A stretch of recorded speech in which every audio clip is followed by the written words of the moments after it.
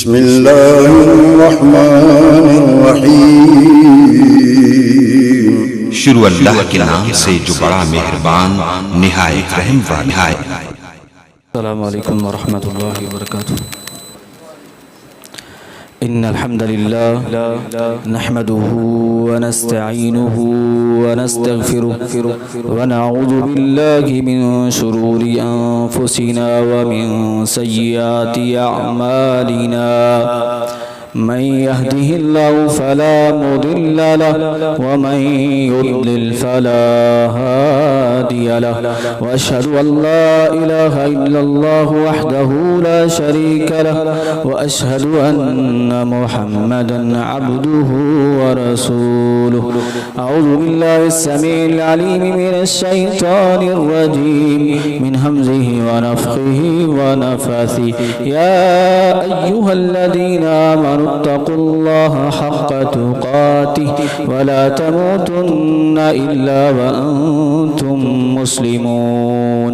या अय्युहन्नासु इत्तक़ू रब्बकुमुल्लज़ी ख़लक़कुम मिन नफ़्सिन वाहिदह व ख़लक़ मिन्हा ज़ौजहा व बस्स मिन्हुमा रिजालन कसीरन व निसाअन वत्तक़ुल्लाहल्लज़ी तसाअलून बिही वल अरहाम इन्नल्लाह काना अलैकुम रक़ीबा। या अय्युहल्लज़ीना आमनू इत्तक़ुल्लाह व क़ूलू क़ौलन सदीदा युस्लिह लकुम अअमालकुम व यग़फिर लकुम ज़ुनूबकुम व मन युतिइल्लाह व रसूलहु फ़क़द फ़ाज़ फ़ौज़न अज़ीमा। अम्मा बअदु फ़इन्न ख़ैरल हदीसी किताबुल्लाह व खैरल हदी हदी मुहम्मदिन सल्लल्लाहु अलैहि वसल्लम व शर्रल उमूरि मुहदसातुहा व कुल्लु मुहदसतिन बिदअह व कुल्लु बिदअतिन दलालह व कुल्लु दलालतिन फिन्नार। रब्बि इश्रह ली सदरी व यस्सिर ली अमरी वहलुल उक़दतम मिन लिसानी यफ़क़हू क़ौली। रब्बि ज़िदनी इल्मा। क़ाल अल्लाहु तबारक व तआला फ़िल क़ुरआनिल मजीद वल फ़ुरक़ानिल हमीद। क़ुल इन्ना सलाती व नुसुकी व महयाया व ममाती लिल्लाहि रब्बिल आलमीन। व क़ाल तआला फ़ी सूरतिल हज लन यनालल्लाहा लुहूमुहा वला दिमाउहा वलाकिन यनालुहु तक़वा मिनकुम। अहबाब गिरामी, कल हम इंशाअल्लाह ईद उल अज़हा की नमाज अदा करेंगे और उसके बाद एक अज़ीम सुन्नत, एक अज़ीम इबादत, एक अज़ीम अमल उसको हम करने जा रहे हैं। ये अमल एक इंतहाई शानदार माजी की याद दिलाता है।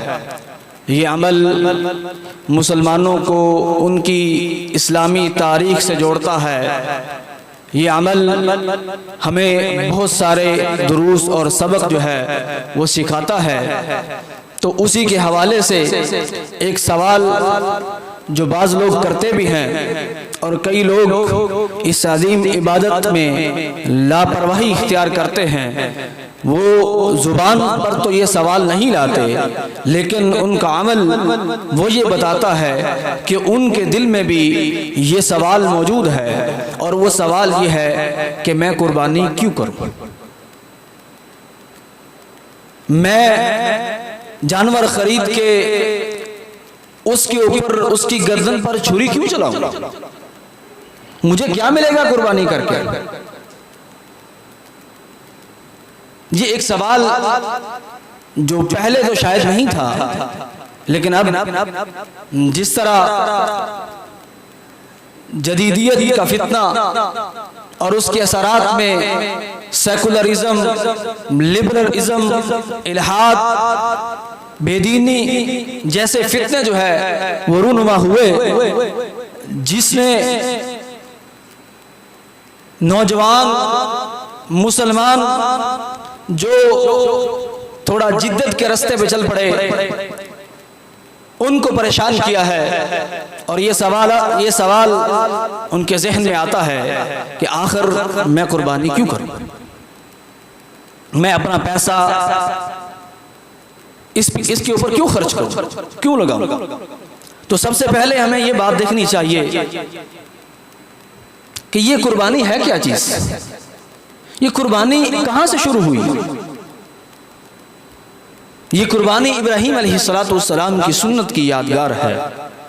वो अजीम अमल जो इब्राहीम अलैहिस्सलाम ने अल्लाह ताला का हुक्म बजा लाते हुए अदा किया, और इतनी बड़ी कुर्बानी दी जिसकी तारीख में मिसाल नहीं मिलती कि वो बेटा जो अल्लाह ताला ने उन्हें अता फरमाया, अल्लाह से दुआएं कर करके बुढ़ापे की उम्र में अल्लाह ने जब बेटा दिया, और वो बेटा जब वो थोड़ा बड़ा हुआ, फलम्मा बलग़ माहु सअय, जब वो चलने के काबिल हुआ तो थोड़ा बड़ा होता है बच्चा, बचपन से निकलकर लड़कपन की तरफ जाता है, आगे जवानी की तरफ बढ़ने लगता है, तो बूढ़े बाप की उम्मीदें जाग उठती हैं, मेरा सहारा बनेगा, मेरा हाथ बटाएगा, मेरा मुआमिन साबित होगा, मेरा मददगार होगा। इब्राहीम अलैहिस्सलाम का ये इकलौता बेटा इस्माईल अलैहिस्सलाम जो अल्लाह से दुआएं करके, इल्तिजाएं करके, फरियादें करके अल्लाह से बुढ़ापे की उम्र में हासिल किया,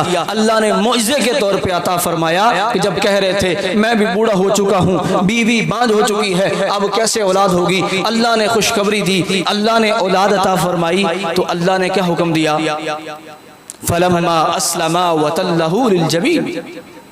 एक होता है वाज़े तौर पे वही आना, ख्वाब के अंदर जो है इब्राहीम अलैहिस्सलाम ने ख्वाब देखा कि अपने बेटे को ज़िबा कर रहे हैं, और तरबियत कैसी अपने बच्चे की, बेटे की औलाद की तरबियत कैसी की इब्राहीम अलैहिस्सलाम ने, कि जब कहा कि मैंने ख्वाब में ये देखा है, और अंबिया के ख्वाब भी वही होते हैं, तो बेटा क्या कहता है, या अबती फ़अल मा तुअमर सतजिदुनी इंशाअल्लाह मिनस साबिरीन। अब्बाजान जो अल्लाह ने आपको हुक्म दी है आप कर गुजरे, आप मुझे सब्र करने वालों में से पाएंगे। बेटे की गर्दन पर छुरी रख दी, फलम्मा अस्लमा वतल्लहु लिलजबीन।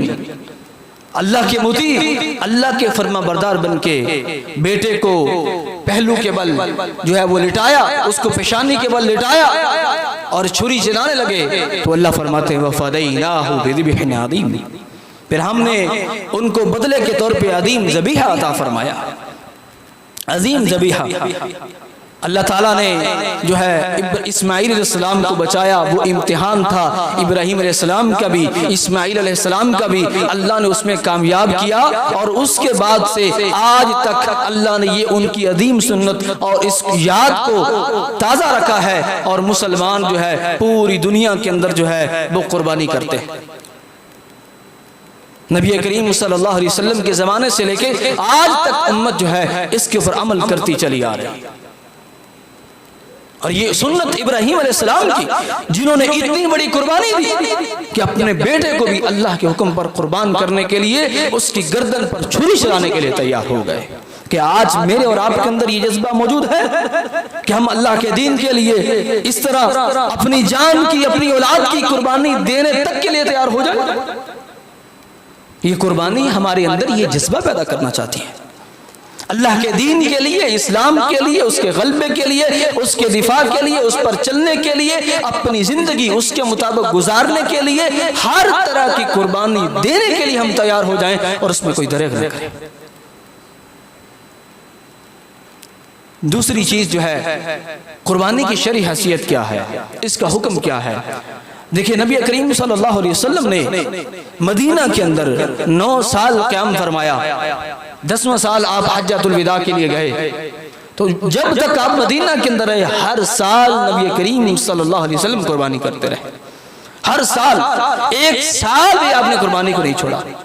और नबी करीम सल्लल्लाहु अलैहि वसल्लम फरमाते हैं, सुनन इब्ने माजा के हदीस मौजूद है, मन कान लहु सअतुन फलम युदही फला यक़रबन मुसल्लाना, कि जिसके पास इस्तात मौजूद है, कुर्बानी कर सकता है, अल्लाह ने उसको माल दौलत अता फरमाया है, और फिर वो उसमें सुस्ती करता है, उसमें लापरवाही करता है और कुर्बानी नहीं करता, तो उसको हमारी ईदगाह के करीब आने का हक नहीं है, उसकी कोई ईद नहीं। और दूसरी हदीस सुनन अबू दाऊद के अंदर मौजूद है और इन दोनों हदीसों को इमाम अलबानी रहमहुल्लाह ने हसन करार दिया है। उसमें नबी करीम सल्लल्लाहु अलैहि वसल्लम इरशाद फरमाते हैं, या अय्युहन्नास, ऐ लोगो, इन्ना अला कुल्ली अहली बैतिन फी कुल्ली आमिन उद्हिया, बेशक हर घर वालों पर हर साल कुर्बानी है। हर साल घर वालों पर एक कुर्बानी जो पूरे घर की तरफ से किफायत करेगी। यही सहाबा इकराम का अमल था, मुसलमानों का अमल।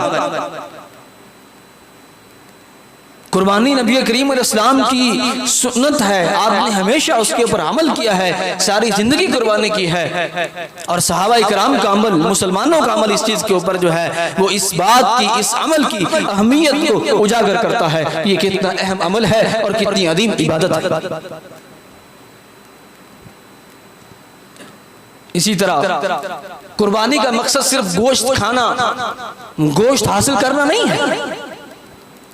कुर्बानी के पीछे जो राज है वो असल में रिज़ाए इलाही का हुसूल है कि अल्लाह ताला की खुशनुदी, अल्लाह की रज़ा को हासिल करना। अल्लाह ताला को मेरे और आपके ये जानवर जो हैं और इनका ऊपर जो हम पैसा खर्च करके इनको खरीदते हैं और फिर इनको ज़िबा करते हैं, इनका खून बहाते हैं और इनका गोश्त जो हम हासिल करते और खाते हैं, अल्लाह को इसकी कोई ज़रूरत नहीं है।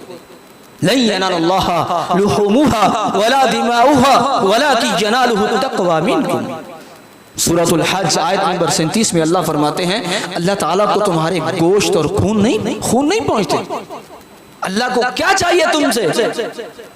वलाकिन यनालुहु तक़वा मिनकुम, तुम्हारे दिल के अंदर जो उसका डर, जो तक़वा, जो उसकी मोहब्बत, जो उसकी रज़ा का हुसूल है, जो उसके हुक्म पर अमल बजा करना, अमल करना, ये जो तुम्हारे दिल के अंदर जज्बा है, ये जो तड़प है, ये जो कुर्बानी और इसार, ये अल्लाह को चाहिए।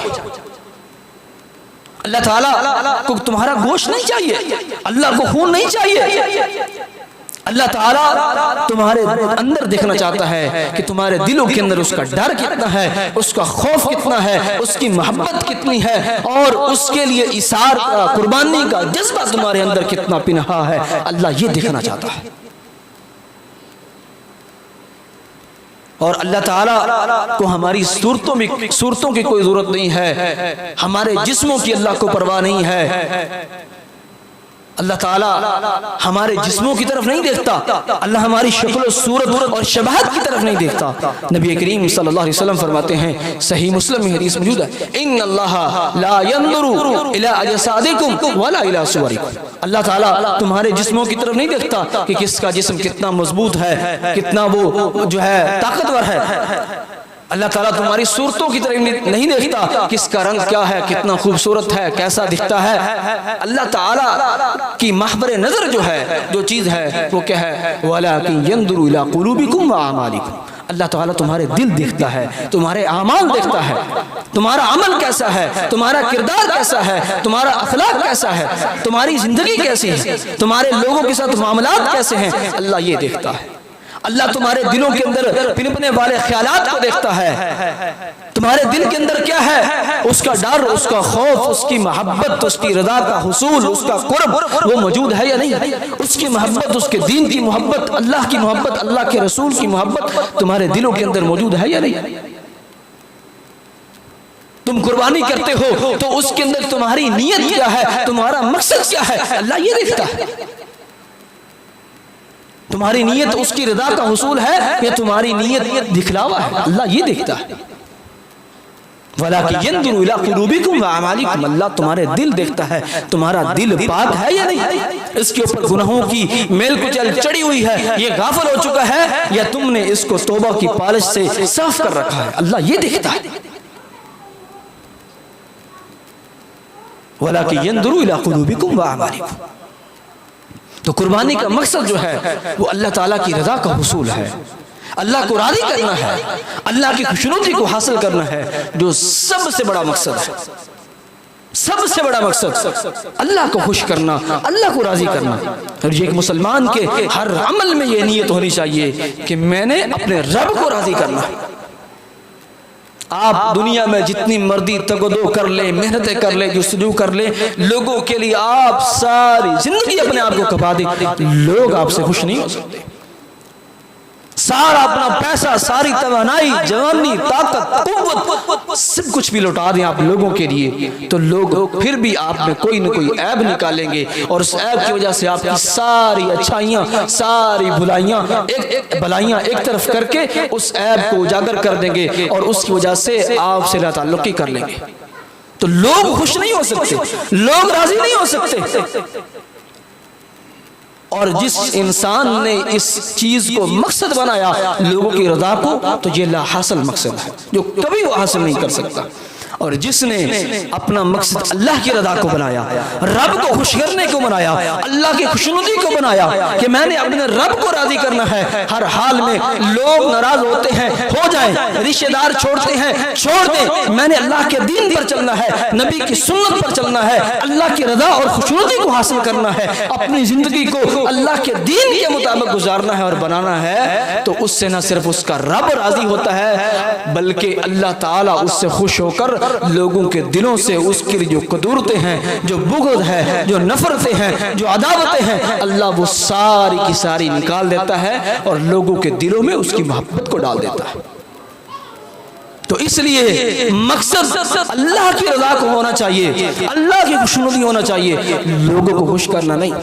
आपकी खुशी हो, आपकी गमी हो, इबादत हो या कोई मामला हो, उसमें सबसे बुनियादी मकसद और सबसे पहला और सबसे आज़ीम मकसद वो अल्लाह रब्बुल इज़्ज़त की रज़ा है कि मैंने अपने रब को राज़ी करना, हर हाल में अपने अल्लाह को राज़ी करना, अपने हर अमल से अपने रब को राज़ी करना। और जब इंसान का मकसद ये बन जाता है कि मैंने अपने रब को राज़ी करना है, फिर वो दुनिया की परवाह नहीं करता, फिर वो लोगों की परवाह नहीं करता, फिर वो लोगों की बातों की परवाह नहीं करता, लोगों की तरफ से आने वाले दुख, परेशानियां, तकलीफ उनकी परवाह नहीं करता वो, क्योंकि उसका मकसद ये बन चुका होता है कि मैंने अपने रब को राज़ी करना, मैंने अपने अल्लाह को राज़ी करना है। और ये सबसे बड़ा मकसद है जिसके लिए इंसान जितनी मर्जी मेहनत करता चला जाए वो कम है, वो थकता नहीं, फिर वो और मेहनत करता है अल्लाह की मोहब्बत के लिए, अल्लाह के कुर्ब के लिए, और आगे बढ़ता है और मेहनत करता है और जुस्तजू करता है। लेकिन जिसका मकसद दुनिया को कोई ओहदा हो, दुनिया का माल दौलत हो, लोगों की रज़ा हो, तो पहली बात तो वो उसे हासिल नहीं हो पाता, और अगर हासिल हो भी जाए तो उसके बाद क्या है, यानी उसकी जिंदगी का मकसद तो वो ओहदा हासिल करना था, अब वो उसने हासिल कर लिया, अब तो खत्म, वो मकसद खत्म, जिंदगी का जीने का मकसद ही खत्म हो गया, क्योंकि वो ओहदा उसको मिल चुका, वो दौलत उसको, वो शोहरत उसको मिल चुकी। लेकिन जिसका मकसद अल्लाह की रज़ा है, ये ऐसा मकसद है जो इंसान को अजीम बनाता है, जो ना सिर्फ उसकी इबादत को दुरुस्त करता है बल्कि उसके मामलात, उसके लेन देन को भी दुरुस्त करता है, क्योंकि उसके दिल में अल्लाह का डर आ जाता है कि मैं किसी पर जुल्म ना करूं, मैं किसी पर ज्यादती ना करूं, मेरी वजह से किसी को दुख ना पहुंचे, किसी को तकलीफ ना पहुंचे। क्यों? अगर मेरी वजह से किसी को दुख पहुंचेगा, किसी को तकलीफ पहुंचेगी, मेरा अल्लाह मुझसे नाराज हो जाएगा, और अल्लाह को नाराज करना नहीं चाहता, क्योंकि उसकी जिंदगी का मकसद ही अल्लाह की रज़ा है। तो इसलिए कुर्बानी का सबसे अजीम मकसद, सबसे बड़ा मकसद वो अल्लाह ताला की रज़ा, अल्लाह की खुशनुदी को हासिल करना। तो इसलिए हमें अपनी नीयत को खालिस करना चाहिए, इससे पहले कि मेरी नीयत क्या है, मेरा इरादा क्या है, कहीं इसमें लोगों की खुशनुदी, लोगों की रज़ा, दिखलावा ये तो शामिल नहीं हो गया। आज लोग जो है वो कई कुर्बानियां कर रहे होते हैं, ये सुन्नत नहीं है। सुन्नत यह है कि एक कुर्बानी घर वालों की तरफ से काफी है। अगर किसी ने ज्यादा कुर्बानियां करनी तो यकीनन अगर सवाब के लिए करनी है तो उसके लिए नबी करीम अलैहिस्सलाम की सुन्नत क्या है कि आप गरीब लोगों को कुर्बानी दें, मुस्तहिक लोगों में कुर्बानी तकसीम करें।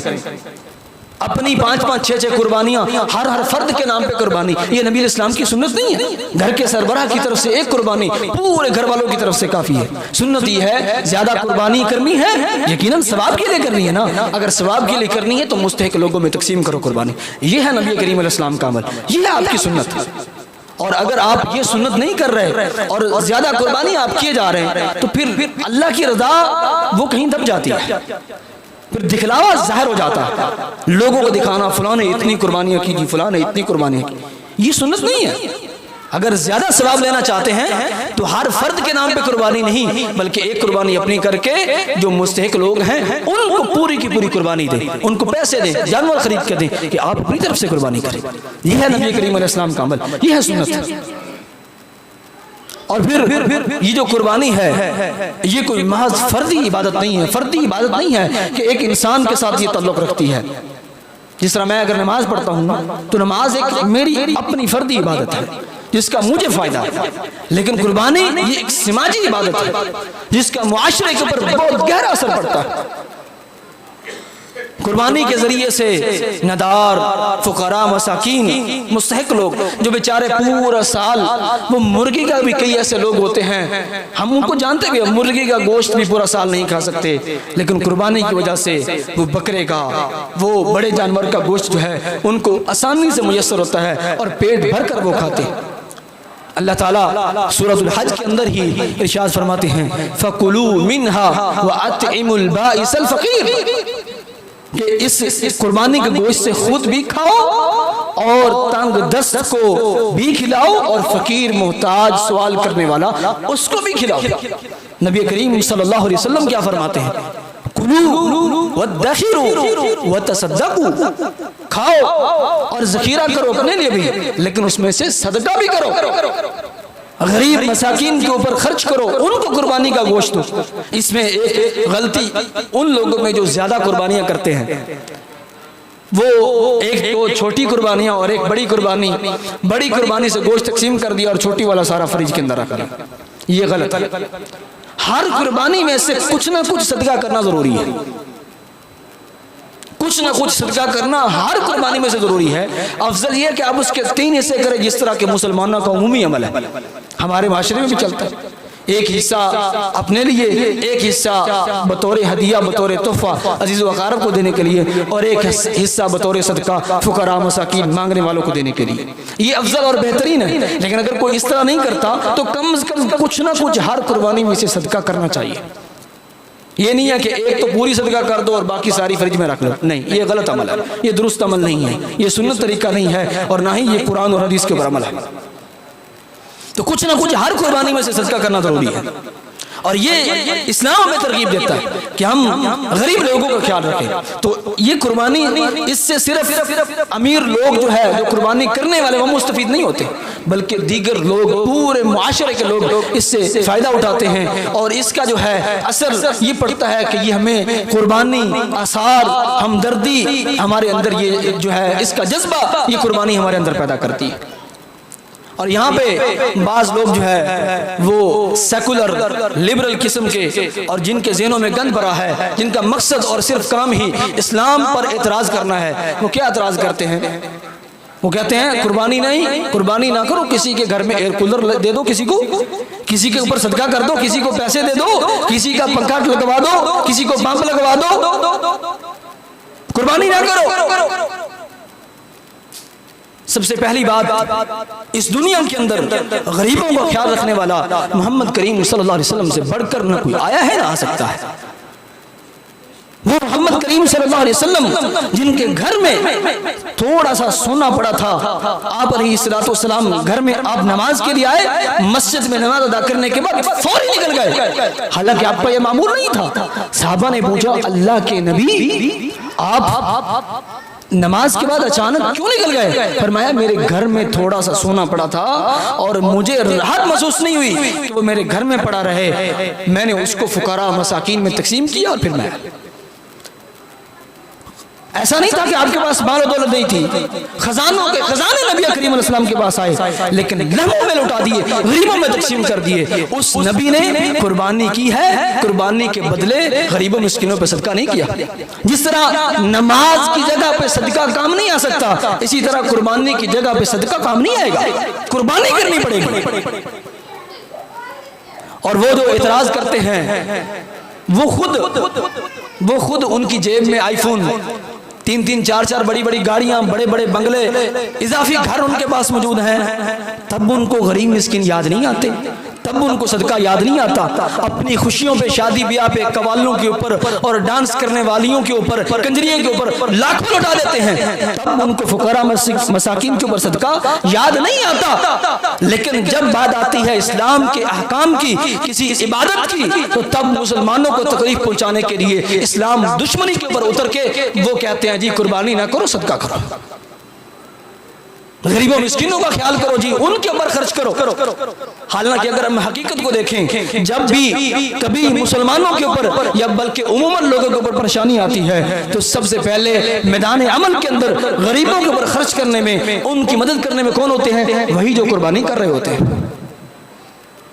दाढ़ियों वाले, दीन इस्लाम के ऊपर अमल करने वाले वही मैदान में मौजूद होते हैं। सैलाब हो, ज़ल्ज़ला हो, कात हो, किसी भी जगह पे वो लोग जिनमें कुर्बानी करने का जज्बा होता है, जो कुर्बानी करते हैं, वही गरीबों मिस्किनों की मदद भी कर रहे होते हैं। और जो लोग कुर्बानी पे एतराज कर रहे होते हैं कि गरीबों मिस्किनों की मदद करो, वो ना तो तब गरीबों की मदद करते हैं और ना कुर्बानी के वक्त गरीबों की मदद करते हैं। उनका मकसद सिर्फ और सिर्फ इस्लाम पर एतराज करना है, इस्लाम की इबादत के ऊपर एतराज करना, नौजवानों के दिलों में शिकूक व शुबहात को पैदा करना, एतराजात को पैदा करना, उनको दीन इस्लाम से दूर करना, यही उनकी जिंदगी का मकसद है और यही उनका एजेंडा है। और इसी के ऊपर उनको फंड मिलते हैं, उनको पैसे मिलते हैं और वो बैठकर सोशल मीडिया के ऊपर और दीगर जो मीडिया चैनल्स हैं उनके ऊपर बैठ के वो इस्लाम पर एतराजात करते हैं और लोगों के, मुसलमानों के अमाल के ऊपर एतराजात करते हैं, उनके रूहानी अमाल के ऊपर एतराजात करके उनको तकलीफ पहुंचाते हैं। ना तो वो गरीबों की मदद करते हैं और ना ही वो कुर्बानी करते हैं। उनका मकसद सिर्फ और सिर्फ प्रोपेगेंडा करना होता है। आप हकीकत को जरा देखिए, मैं आपके सामने 2024 के अंदर कुर्बानी के जरिए जो पाकिस्तान को मईशत के अंदर मजबूती मिली, जो माशी तौर पे जो कारोबार हुआ, जो बिजनेस हुआ, उसकी रिसर्च आपके सामने रखता हूँ। ये एक रिसर्च इदारा है, Pakistan institute of development economics. इस इदारे की रिपोर्ट है कि 2024 के अंदर पाकिस्तान के अंदर 8.39 अरब का बिजनेस हुआ। 8.39 अरब रुपए का पाकिस्तान के अंदर कुर्बानी के अंदर सिर्फ बिजनेस हुआ और 85 अरब की खालें जो है उसका कारोबार हुआ, 85 अरब खालों का। और इसी तरह जो है जो जानवर ज़िबा किए गए 6.8 मिलियन जानवर जो है वो ज़िबा किए गए। ये पाकिस्तान टैनर्स एसोसिएशन की ये रिसर्च और तहकीक है। और ये खालों के बारे में द एक्सप्रेस, ट्रिब्यून, उनकी ये तहकीक है। ये बाकायदा इदारे हैं, उनकी ये तहकीक है कि इतना कारोबार, इतना बिजनेस हुआ पाकिस्तान के अंदर। और इस बिजनेस से फायदा किसने उठाया? सिर्फ कुर्बानी करने वालों नहीं, किसान जो जानवर को पालता है उसको कुर्बानी भी अच्छा रेट मिलता है, उसके बच्चे खाते पीते पूरा साल उससे, उनका घर चलता है। इसी तरह जो ट्रांसपोर्टर्स हैं, जो जानवरों की मुंतकली का काम करते हैं, उनका कारोबार इसके ऊपर, कुर्बानी के ऊपर उनका कारोबार चलता है, उनके घर चलते हैं इसके ऊपर। और इसी तरह फिर कुर्बानी का गोश्त जो है वो गरीबों मसाकीन को पहुंचता है। और इसी तरह फिर जो खाले हैं वो तकसीम की जाती हैं मुख्तलिफ इदारों में, वो फिर बेचते हैं उसको और उसके जरिए जो है मुख्तलिफ अशिया तैयार की जाती हैं पाकिस्तान के अंदर और उनको पूरी दुनिया के अंदर एक्सपोर्ट किया जाता है और इससे पाकिस्तान की मैशत बेहतर होती है। और ये जो तहकीक है ये सिर्फ पाकिस्तान की है, पूरी दुनिया की नहीं है। इस्लाम की जो इबादत हैं वो सिर्फ और सिर्फ रूहानियत के ऊपर कायम नहीं है, बल्कि उसके अंदर बेशुमार दुनियावी फवाइद भी मौजूद हैं जो लोगों को मिलते हैं। लेकिन मुसलमान का मतबा नजर वो दुनिया नहीं होती, वो उसके रब की रदा होती है, अल्लाह की रदा का हसूल होता है। लेकिन उसके साथ साथ अल्लाह ताला बंदे को ये सारे फवाइद भी दे रहे होते हैं। तो इस्लाम एक आलमगीर मजहब है जो सिर्फ इंसान को ये नहीं कहता कि तुम इबादत करते रहो ईसाइयत की तरह और दुनिया से लातल्लुक हो जाओ। नहीं, अपने मामलात भी चलाओ। इस्लामी इबादत जो हैं वो दुनियावी मामलात के ऊपर भी उतना ही जोर देती हैं और इंसान के मामलात की भी इस्लाह भी करती हैं। आप बताइए, जिस बंदे का मकसद अल्लाह की रदा का उसूल हो, वो किसी पर जुल्म ज्यादती करेगा? वो किसी का हक मारेगा? किसी के साथ नाइंसाफी करेगा? वो कभी जो बददियानती करेगा? नहीं करेगा। और कुर्बानी हमें यही दर्स देती है कि तुम्हारा मकसद अल्लाह की रदा होना चाहिए। कुर्बानी तुम्हारे अंदर ये जज्बा इसार अल्लाह के दीन के लिए, अपने वक्त की कुर्बानी। नमाज क्या है? वक्त की कुर्बानी। अपने जो है कारोबार को छोड़ना, अपनी जो है वो मामलात को छोड़ के अल्लाह के लिए आना, वक्त निकालना, मस्जिद में आना, नमाज अदा करना, ये कुर्बानी है। हर इबादत इस्लाम की वो हमारे अंदर ये कुर्बानी का जज्बा पैदा करती है। हम लोगों का ख्याल करना, इसार, अपने ऊपर दूसरों को तरजीह देना, उनके ऊपर खर्च करना, अल्लाह के दीन के लिए अपने माल को खर्च करना, ये जज्बा पैदा करती है कुर्बानी हमारे अंदर। तो ये महज सिर्फ एक फर्दी इबादत नहीं है, बल्कि एक समाजी इबादत है, जिसका पूरे मुआशरे को, पूरे के पूरे मुल्क को, बल्कि पूरी दुनिया को फायदा होता है। इस्लाम की हर इबादत ही इसी तरह है। ये इस्लाम का हुस्न है, ये इस्लाम की खूबसूरती है, जो इस्लाम को एक आलमगीर मजहब बनाती है, जो तमाम बाकी मज़ाहिब से इस्लाम को नुमाया करती है। अभी आप हज को देख लें, पूरी दुनिया के मुख्तलिफ कोनों से रंगो नस्ल वाले, मुख्तलिफ रंगों वाले, मुख्तलिफ लिबासों वाले, मुख्तलिफ जबानों वाले, मुख्तलिफ तहजीबों वाले, सारे लिबासों को छोड़कर, सारी जुबानों को छोड़कर, हर चीज को एक तरफ रख के सफेद दो चादरों के अंदर जो है उनको पहनकर सिर्फ एक ही कलमा सबकी जुबान से जारी होता है, लब्बैक अल्लाहुम्मा लब्बैक, लब्बैक ला शरीक लक लब्बैक। ये इस्लाम का हुस्न है। ऐसी इबादत किसी दूसरे मजहब में मौजूद नहीं है। ये इस्लाम को एक आलमगीर मजहब बनाती है। तो मेरे मोहतरम भाइयों, इतराज करने वाले इतराज करते हैं, लेकिन एक मुसलमान जो है उसका मकसद, सबसे बड़ा मकसद अल्लाह की रदा का हुसूल होना चाहिए, और अपने अंदर कुर्बानी का जज्बा पैदा करना कि मुझे दीन इस्लाम के लिए, मुझे लोगों की जो है मदद के लिए, उनकी खिदमत के लिए अपना वक्त कुर्बान करना पड़े, मैं करूँगा। मुझे जो है उसके लिए अपना माल कुर्बान करना पड़े, मैं करूँगा। मुझे उसके लिए जो है वो अपनी जान तक का नजराना पेश करना पड़े, मैं उससे दरेग नहीं करूंगा, बल्कि मेरा मकसद अल्लाह की रदा है, अल्लाह की जो है खुशनुदी का हुसूल है। उसके लिए मैं हर जो है वो कदम उठाने के लिए तैयार हूँ, हर काम करने के लिए तैयार हूँ, हर तरह की कुर्बानी देने के लिए तैयार हूँ। अल्लाह ताला हमें समझने, अमल करने और किताब व सुन्नत के मुताबिक जिंदगी बसर करने की तौफीक अता फरमाए। वअक़ूलु क़ौली हाज़ा व अस्तग़फ़िरुल्लाह ली व लकुम व लिस्साइरिल मुस्लिमीन। जज़ाकुमुल्लाहु खैरन।